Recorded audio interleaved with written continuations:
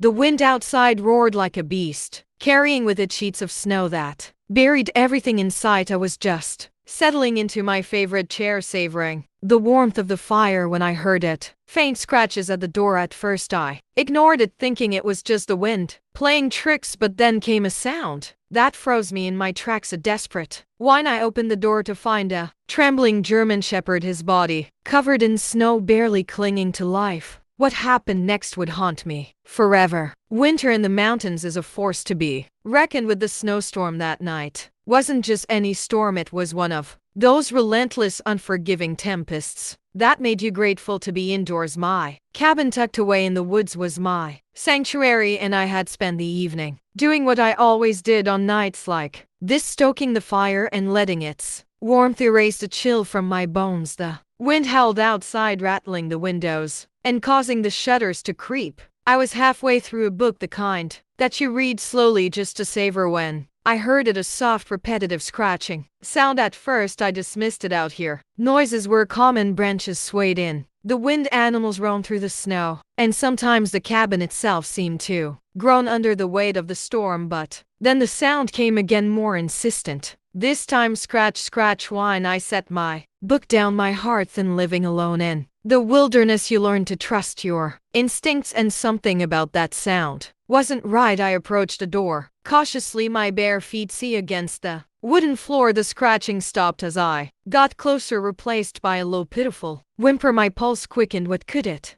be? A wounded animal? I grabbed the flashlight from the counter and opened the door a crack. The icy wind hit me instantly, carrying a flurry of snow into the cabin, shining the beam onto the porch. My breath caught in my throat. A German shepherd stood there, his fur coated in frost, his body trembling violently. His ribs were visible under his matted fur, and his eyes, oh, his eyes were filled with a mixture of fear and desperation. Jesus Christ, I whispered, pulling the door open wider. The dog tried to step forward but stumbled, his legs buckling beneath him. Without thinking, I dropped the flashlight, and welcome to spa stories, where the line between the known and the unknown fades, and the shadows whisper truths untold. Tonight, we delve into the primal connection between humans and animals, a bond forged in trust, sometimes fear, and always in mystery. Reached out, scooping him into my arms. His body was ice cold, his fur damp and rough against my skin. Hand on buddy, I murmured, carrying him inside and kicking the door shut behind me. I laid him gently on the rug near the fireplace, my hands shaking as I grabbed a blanket to wrap around him. He didn't move, his chest rising and falling in shallow breaths. For a moment I thought I was too late. Come on, stay with me, I urged, my voice breaking. I rushed to the kitchen, filling a bowl with lukewarm water and grabbing an old towel. Kneeling beside him, I began to gently rub his fur, trying to melt the ice and bring warmth back to his frozen body. His ears twitched slightly, a small sign of life that filled me with hope. As I worked, questions swirled in my mind. Where had he come from? How long had he been out there in the storm? And why had he chosen my cabin of all places? The storm outside raged on, but inside the fire crackled and the room grew warmer. Slowly the dog's trembling lessened. His eyes fluttered open for a brief moment, meeting mine before closing again. You're safe now, I whispered, not sure if he could hear me. But as I sat there, watching over him, I couldn't shake the feeling that this was no ordinary encounter. This dog had come to me for a reason, and whatever that reason was, it was only the beginning. The fire crackled softly as I sat beside the German shepherd, watching his chest rise and fall in shallow but steady breaths. The room was quiet except for the storm raging outside, the wind howling like a restless spirit. I wrapped another blanket around him, trying to push away the nagging fear that he wouldn't make it through the night. Every few minutes I reached out to check if his body was warming up. Slowly his fur began to lose its icy stiffness, and the trembling subsided. I kept rubbing his paws gently, trying to restore circulation. His ears twitched faintly, and his tail gave the slightest of movements. These small signs of life felt like monumental victories. Where did you come from, buddy? I asked, softly, more to myself than to him. His matted coat and emaciated frame suggested he had been on his own for a long time, yet he had made it to my doorstep through a storm that could have easily claimed his life. It wasn't luck, it was sheer determination. The storm Outside showed no sign of letting up. The snow piled against the windows and the wind continued to batter the cabin. I had nowhere to go, no one to call, living off the grid had its perks, peace, solitude. But it also meant I was on my own in situations like this. I moved to the kitchen and heated up some chicken broth, the simplest thing I could think of that might coax him into eating. When I returned, his eyes had opened slightly. They were a deep, soulful brown, and they locked onto mine as I knelt beside him. "Hey," I said softly, placing the bowl of broth near his nose. "I made this for you. Can you try a little?" He sniffed the bowl weakly, his nose twitching. After a moment, he stretched his neck forward and lapped at the liquid. My chest tightened with relief. "Good boy," I whispered, stroking his head gently. The simple act of eating seemed to give him a little strength. He tried to shift his position, pushing himself up slightly before collapsing back onto the blanket. "Easy," I said, helping him settle back down. "You've been through a lot. Take it slow." As the hours passed, he seemed to grow more stable. His breathing deepened and his eyes stayed open longer, following me as I moved around the room. I could tell he was still wary, unsure of where he was or whether he was truly safe. I began to wonder about his story. Had he been abandoned, lost? The scars on his body told a tale of hardship, but there was no collar, no tag, nothing to connect him to a previous life. By the time the storm began to ease, the first hints of dawn were creeping through the curtains. The dog was asleep again, his head resting on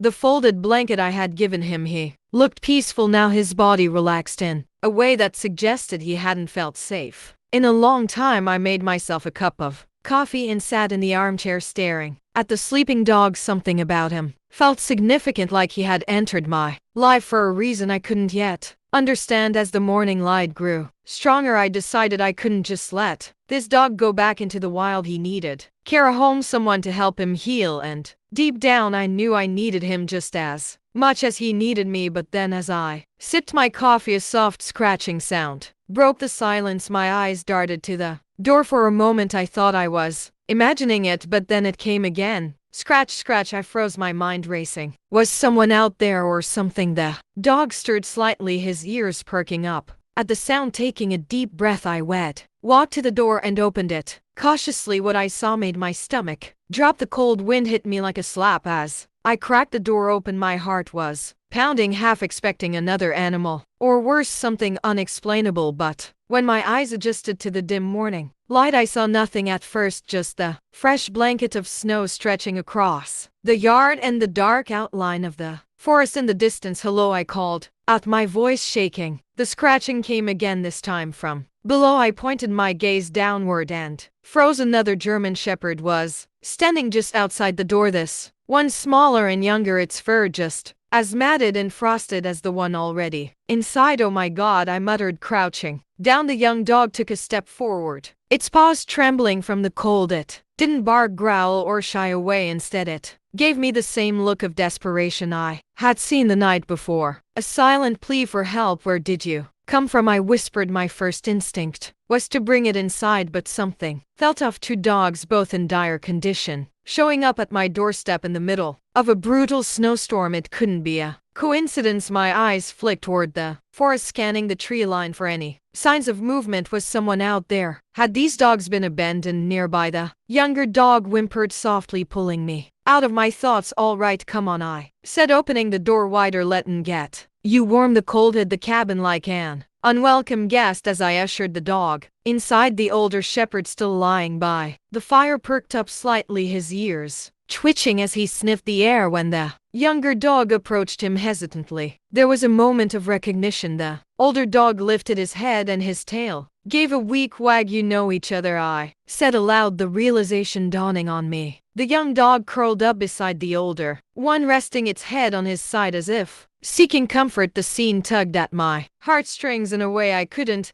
describe. These weren't just two stray dogs, they were family. I grabbed another blanket and draped it over the pier, then sat down beside them, my mind racing. Where had they come from? Were they running from something? The scars on the older dog's body suggested a life of hardship, but the younger one bore no visible injuries. It was smaller, thinner, and clearly weaker, but its eyes still had a spark of life. I fed the younger dog the remaining broth, watching as it lapped it up eagerly. The older shepherd nuzzled the pup gently, a gesture that spoke volumes. They had been through something together, something that had brought them to my doorstep. As the sun rose higher, the snowstorm finally began to ease. I could see the forest more clearly now, the trees standing tall and silent like sentinels. The weight of the situation hit me all at once. These dogs hadn't just stumbled upon my cabin by chance. They had come here for a reason. The question was what had driven them here. I decided to investigate. After making sure the dogs were warm and settled, I grabbed my coat and boots. The wind had died down, but the air was still bitterly cold. As I stepped outside, the snow crunched beneath my feet. As I walked around the cabin searching for tracks, it didn't take long to find them. 2 sets of paw prints led from the forest to my porch, partially covered by the fresh snow. But what made my stomach twist was the third set, larger, deeper, and unmistakably human. I stared at the tracks, my mind racing. Someone had been out here with these dogs and they had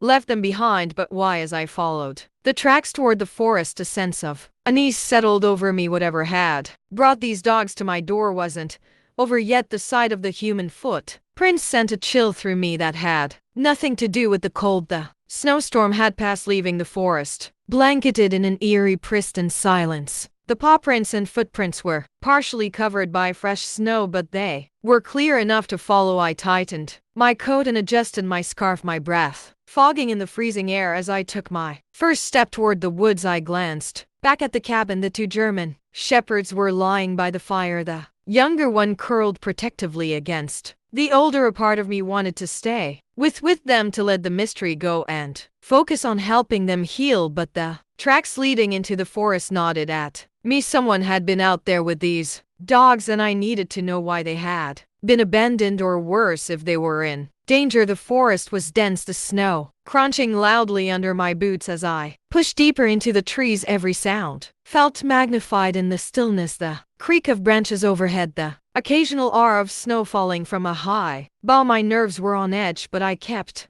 going, following the trail. The human footprints were erratic, weaving in and out of the dog's tracks as if whoever it was had been wandering aimlessly. I couldn't shake the feeling that something was wrong. The prints didn't lead to a clear destination. They zigzagged, looped back, and sometimes stopped altogether before continuing. After about 20 minutes, I reached a small clearing. The track stopped abruptly, the snow disturbed as if there had been a struggle. My heart raced as I scanned the area, taking in every detail. There were scuff marks in the snow, paw prints circling tightly around a deep depression where the human footprints ended. What happened here? I muttered aloud. I crouched down, running my gloved hand over the disturbed snow. It was packed tightly, as if someone had fallen or been forced down. A shiver ran through me. The scene was unsettling, like the aftermath of a fight, but there was no blood, no signs of injury. As I stood, I noticed something half buried in the snow a few feet away. I reached for it, brushing off the icy covering, and froze. It was a leash, frayed at the edges as if it had been chewed through. My mind raced with questions. Had the dogs been tied up here? Had they broken free? I looked around again, my eyes scanning the tree line. The forest seemed to close in on me, its silence oppressive. Whoever had been here was long gone, but the leash told me one thing for certain: the dogs hadn't come to my cabin by accident. The sudden snap of a branch behind me made me spin around, my heart leaping into my throat. For a moment I saw nothing but the endless stretch of trees. Then from the shadows I caught a glimpse of movement. "Hello," I called, my voice steadied despite the fear clawing at my chest. The figure that emerged from the trees wasn't human. It was the older German shepherd, his golden brown fur a stark contrast against the snow. His tail wagged slightly as he approached, his eyes fixed on me with an intensity that made my breath catch. "You followed me," I said, relief washing over me. He stopped a few feet away, his ears twitching as if listening for something. Then he barked, a sharp, urgent sound that echoed through the clearing. "What is it, boy?" I asked. Taking a step toward him, he barked again, turning his head toward the deeper part of the forest. It was as if he was trying to tell me something, urging me to follow. My hesitation lasted only a moment before I fell in step behind him, my fear replaced by a growing sense of purpose. Whatever had brought these dogs into my life wasn't over, and as I followed the shepherd into the woods, I knew I was about to uncover a truth I wasn't prepared for. The German shepherd moved with purpose, his paws crunching the snow as he led me deeper into the woods. Every few steps he would glance back at me, his eyes filled with a sense of urgency that made my stomach churn. Whatever he was leading me toward, it was important and likely not something I was ready to face. The forest grew denser, the trees forming a canopy that blocked out what little sunlight had broken through the clouds. The air felt colder here, heavier, and the silence was oppressive. My breath came out in visible puffs as I struggled to keep up with the dog, who seemed tireless despite the ordeal he'd endured. "Where are you taking me, boy?" I muttered under my breath, my voice barely louder than a whisper. He didn't respond, of course, but his pace quickened. We weaved through the trees, following no visible path until we came to a small clearing. In the center of it stood a dilapidated shed, its roof sagging under the weight of the snow. The sight of it sent a chill down my spine. The shepherd stopped a few feet away from the shed and barked, his tail wagging slightly. He looked at me expectantly, as if urging me to go closer. I hesitated, my mind racing with possibilities. Why had he brought me here? Was someone inside? Had this been where the dogs were kept before they escaped? Taking a deep breath, I stepped forward, the snow crunching loudly under my boots. The closer I got to the shed, the stronger the feeling of unease became. The wood was weathered and rotting, the windows covered with grime. I placed my hand on the door handle, the cold metal biting into my skin, and pushed it open. The door creaked loudly, the sound echoing in the stillness of the forest inside. The air was stale, heavy with the smell of damp wood and something else, something metallic. My eyes adjusted to the dim light filtering through the cracks in the walls, and what I saw made my heart stop. There were cages, 4 of them lined up against the far wall. They were empty now, but the remnants of what had been there were unstable, matted fur, chewed up blankets, and broken bowls scattered across the floor. This wasn't just a shed, it had been a prison. I turned to the shepherd, who was standing just inside the doorway, his tail low and his ears flat against his head. He let out a little whine and my chest tightened. This was where he and the younger dog had come from. I moved closer to the cages, my hands trembling as I inspected them. The metal bars were bent in places, the locks rusted and broken. It was clear the dogs had escaped, but not without a struggle. My mind filled with images of what they must have endured here: cold nights, no food, and the fear of whoever had put them in this place, who had done this, and why. As I turned to leave, something caught my eye: a small notebook lying on a makeshift table near the wall. I picked it up, the leather cover cracked and stiff with age. Flipping it open, I scanned the pages, my stomach twisting with every line I read. It was a logbook, dates, descriptions, and details about the dogs that had been kept here. Most of the entries were brief, but one stood out: a description of the older shepherd. Subject number 12, male German shepherd. Strong, obedient, potential for resale. High resale. The word hit me like a punch to the gut. These dogs weren't just abandoned, they had been part of something far worse. I closed the notebook, my hands shaking with anger. Whoever had done this hadn't just hurt these animals, they had exploited them, treated them as property instead of living beings. The shepherd let out another bark, snapping me out of my thoughts. He was standing by the doorway, his body tense, his eyes fixed on something outside. "What is it?" I asked, my voice shaky. I followed his gaze and froze in the distance. Through the trees, I saw movement, a figure, dark and shadowy, watching us. The figure in the distance froze me in place. My pulse quickened and I felt a surge of adrenaline. Whoever it was, they weren't just passing by, they were watching us. The German shepherd stood by the door, his body rigid, his tail low, and his gaze fixed on the shadowy figure. He barked, a sharp warning sound that echoed through the woods. I took a shaky step forward, shielding my eyes from the glare of the snow. As I tried to make out more detail, the figure began to move, slow, deliberate steps toward us. My breath caught in my throat. "Who's there?" I called, my voice cracking slightly. No response. The crunch of boots on snow grew louder as the person came closer, their face still hidden beneath the shadow of a hood. My grip on the logbook in my hand tightened as I braced myself for whatever was about to happen. Then the shepherd did something that surprised me. He stepped in front of me, positioning himself like a shield, his body tense and ready. His loyalty in that moment was palpable, and it gave me the courage to stand my ground as the figure stepped into the clearing. The hood was pulled back, revealing a man in his late 40s, his face weathered and hard. His eyes darted between me and the dog, narrowing when they landed on the notebook in my hand. "That doesn't belong to you," he said, his voice low and threatening. I glanced down at the notebook, my anger flaring. "These dogs don't belong to you either," I shot back. The man smirked, though his eyes betrayed a flicker of unease. "You don't know what you're talking about. Leave that here and no one gets hurt," the shepherd growled low in his throat, stepping closer to the men. His presence was like a warning, a silent promise that he wouldn't let anyone harm me. "What did you do to them?" I demanded, holding up the notebook. "Why were they in those cages? Why are there scars on his body?" The man's smirk faltered. "You're meddling in things you don't understand. Those dogs were property, nothing more. Property." The word came out like venom. "They're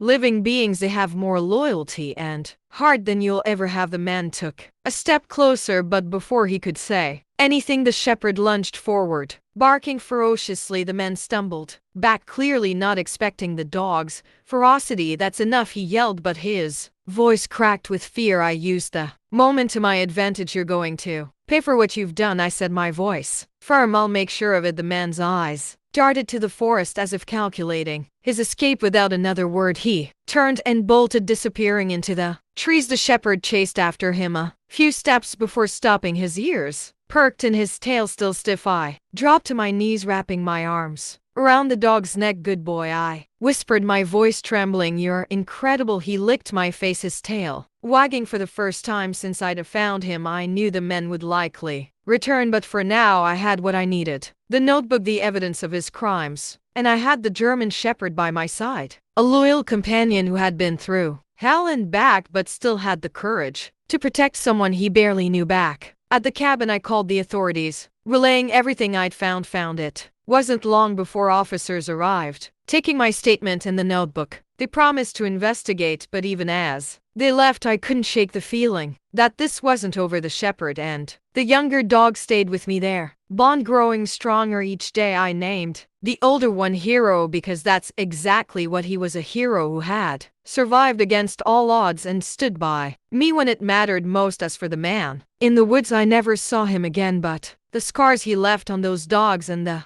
determination they showed to survive would stay with me forever. Hero taught me something I'd never forget: loyalty and love don't need words. Sometimes they're shown in actions, in the way a dog stands by you, protects you, and reminds you of the goodness that can still be found in the darkest moments. Hero's story is a reminder of the unbreakable bond between humans and animals. His courage and loyalty changed my life forever, ever, and I'm sure there are countless other stories like his waiting to be told. Dogs like Hero deserve love, care, and a chance at a better life, just like he found with me. If you believe in the power of loyalty and second chances, share this story with your friends and family. Don't forget to like this video, subscribe to the channel, and turn on notifications for more heartwarming and inspiring tales. Let's work together to spread awareness and give every animal the love and protection they deserve. Remember, the next time you hear the rustle of leaves or feel unseen eyes watching, it could be more than just your imagination.